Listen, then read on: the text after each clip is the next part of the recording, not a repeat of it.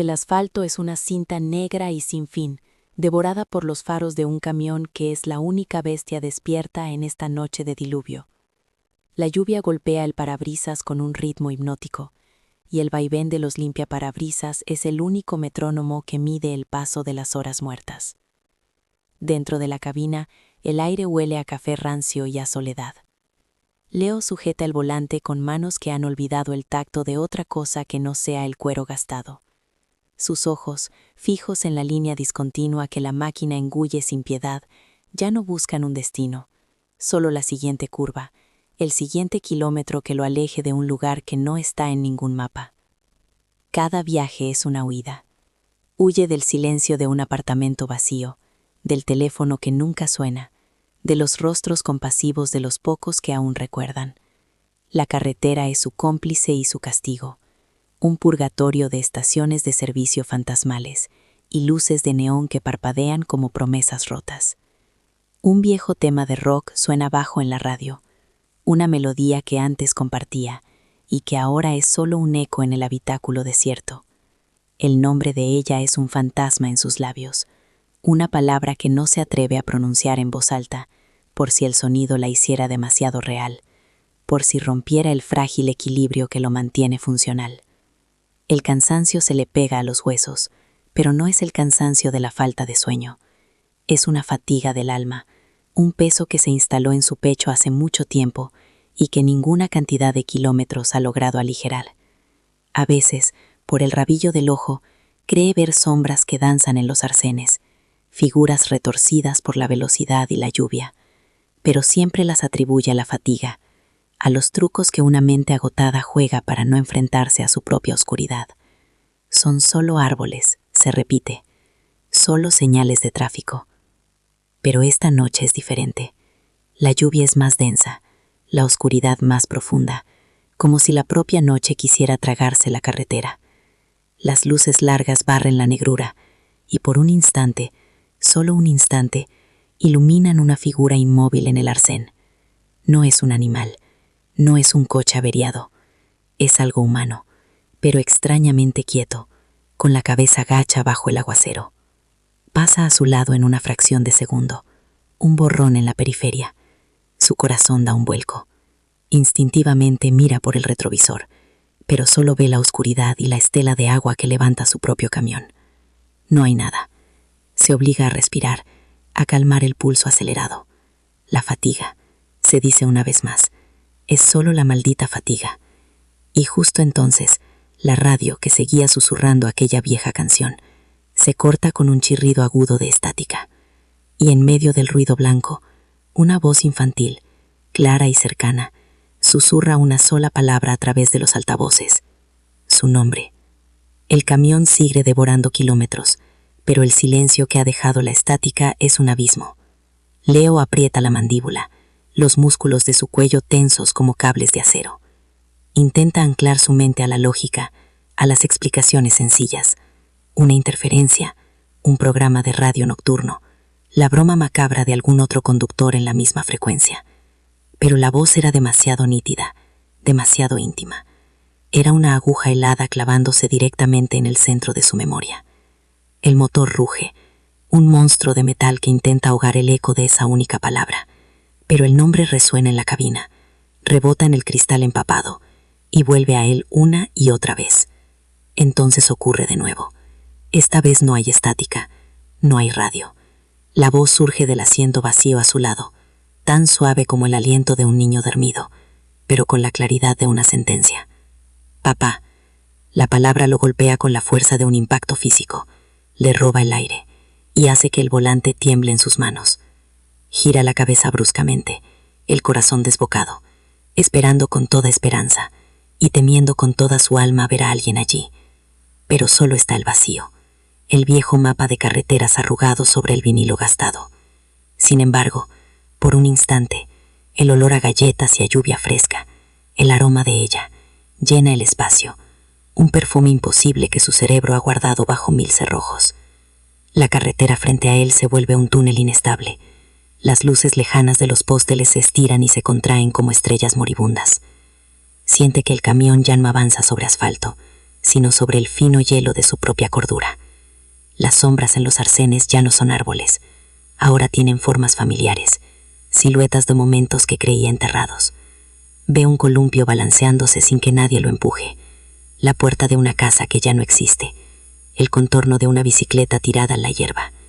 El viaje ha dejado de ser una huida hacia adelante, para convertirse en una caída libre hacia el pasado.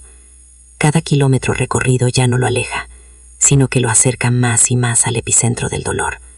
Y allí está otra vez, a lo lejos, donde la carretera se curva junto a la entrada de una abandonada área de servicio. La figura. Ya no es un borrón fugaz. La lluvia cae sobre ella, pero no parece inmutarse. Es pequeña, inmóvil, una estatua de espera y reproche bajo la luz parpadeante de un único farol superviviente. El camión se acerca, devorando la distancia que los separa. Leo siente el sudor frío en la nuca, el impulso primario de pisar el acelerador, de pasar de largo y no mirar atrás, de seguir huyendo como ha hecho cada noche de su vida desde entonces. Pero la voz, ahora dentro de su cabeza, pregunta con una tristeza infinita: ¿vas a dejarme aquí otra vez? La pregunta rompe algo dentro de él. No es el miedo a lo que guía sus manos, sino una agonía distinta, una necesidad abrumadora de poner fin a la carrera. El pie se levanta del acelerador y se posa con una fuerza temblorosa sobre el freno. El gigante de acero protesta con un largo y quejumbroso chirrido.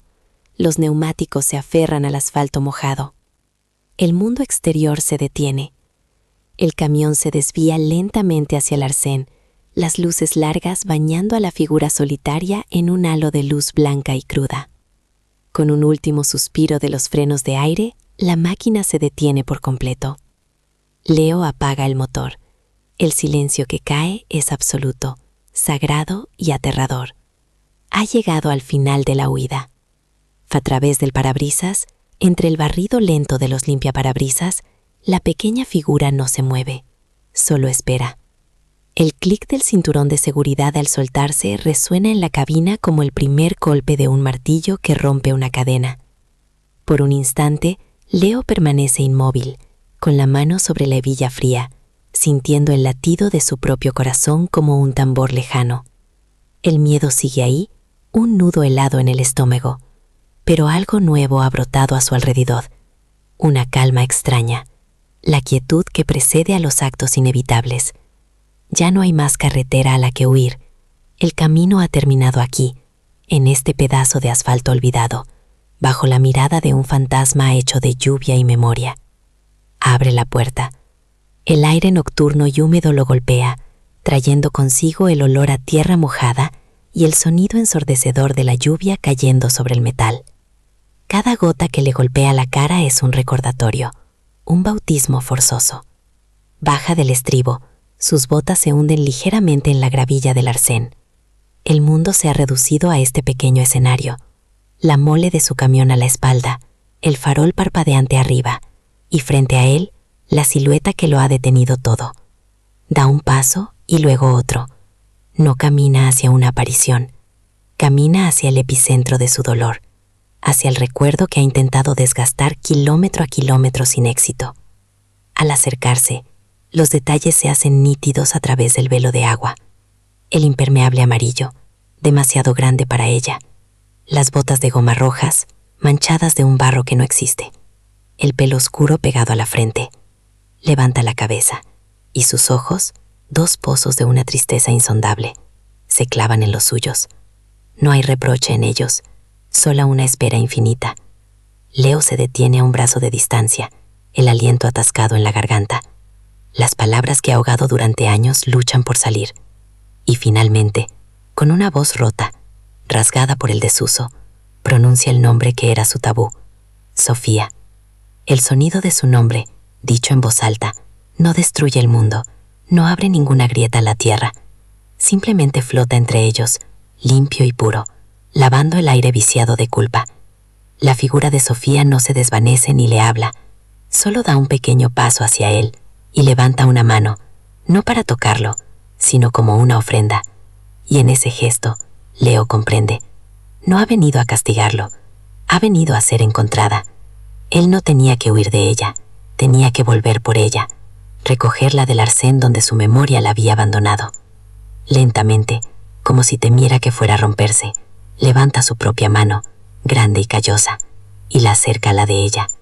No hay contacto, solo la sensación de un frío fantasmal, una corriente de aire que le eriza la piel, y es suficiente. Una lágrima, caliente y solitaria, se desliza por su mejilla y se mezcla con la lluvia fría. Es la primera en años, es un deshielo. Se queda allí, bajo el diluvio, no sabe cuánto tiempo, simplemente mirando el rostro de su hija, grabando cada detalle no en su memoria de fugitivo, sino en su corazón de padre. Por primera vez, el recuerdo no quema. Duele, sí, un dolor profundo y sordo, pero es un dolor limpio, un dolor que puede sostener. Cuando la figura comienza a volverse translúcida, a fundirse con la cortina de lluvia, Leo no siente pánico, asiente levemente, una despedida y una promesa. Ya no te dejaré aquí. Da media vuelta y camina de regreso al camión. Cada paso es más ligero que el anterior. Sube a la cabina, empapado, pero no siente el frío. Cierra la puerta y el rugido de la tormenta se atenúa de nuevo, pero el silencio interior es diferente. Ya no es un vacío, es un espacio sereno. El asiento del copiloto sigue vacío, pero ya no lo percibe como una ausencia, sino como una presencia tranquila. Gira la llave. El motor cobra vida con un rugido familiar, pero para él suena distinto, como el latido de un corazón que vuelve a ponerse en marcha. Las luces largas cortan la noche, pero ya no buscan una vía de escape, buscan un camino.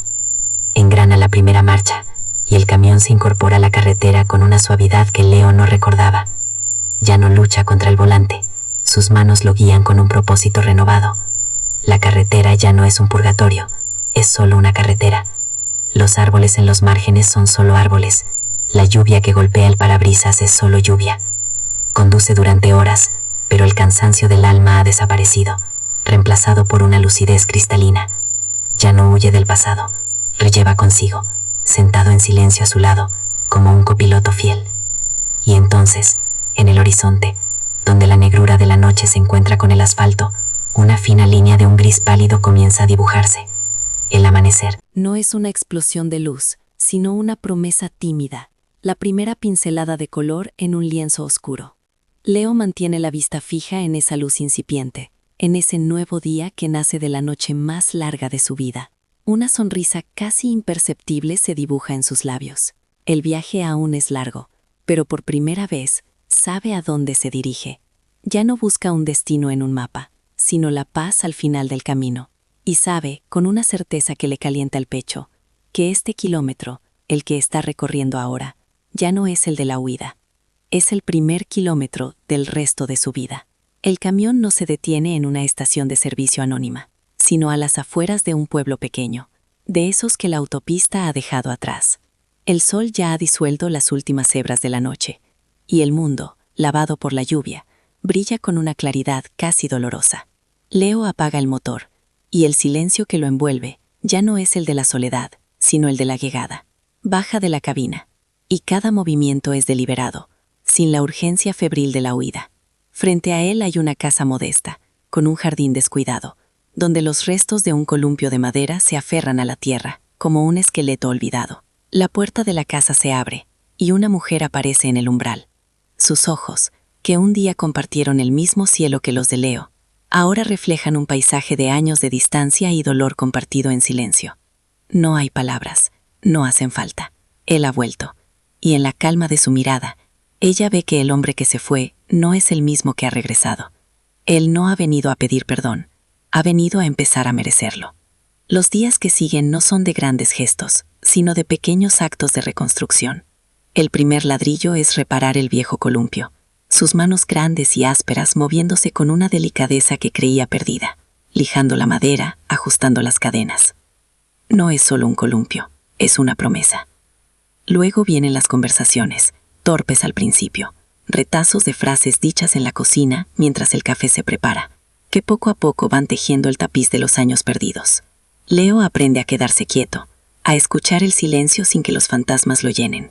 A veces, por la tarde, saca el camión del garaje, no para huir, sino para limpiarlo, para cuidar de la bestia de acero que fue su celda, y que ahora es solo su herramienta. Ya no conduce de noche. Ya no busca el olvido en el asfalto. El viaje más largo ya ha terminado. Una mañana, bajo un cielo azul y despejado, conduce hasta la colina que domina el pueblo. Allí, bajo un roble, una pequeña lápida de mármol blanco lleva el nombre de Sofía. Leo se arrodilla y no deja flores. Simplemente posa la mano sobre la piedra fría y le cuenta cómo es el amanecer en la carretera, cómo los árboles parecen gigantes dormidos y cómo, a veces, una canción en la radio puede sonar como una respuesta. Le habla no desde la culpa, sino desde el recuerdo. Y por primera vez, al hablarle, sonríe. Es una sonrisa frágil, pero real, nacida de la aceptación de que el amor no muere, solo cambia de forma. Se convierte en memoria, en una guía silenciosa, en la luz de un faro que no te impide naufragar, pero que siempre te muestra el camino a casa. Todos tenemos una carretera que nos llama en mitad de la noche, un camino infinito que promete alejarnos del dolor que nos consume. Y todos, en algún momento, pisamos el acelerador, creyendo que la velocidad puede dejar atrás a nuestros fantasmas, pero la huida es un espejismo. El monstruo no espera en la siguiente curva, agazapado en la oscuridad. El monstruo viaja en el asiento de al lado, se alimenta de nuestro silencio y tiene la forma exacta de aquello que nos negamos a mirar.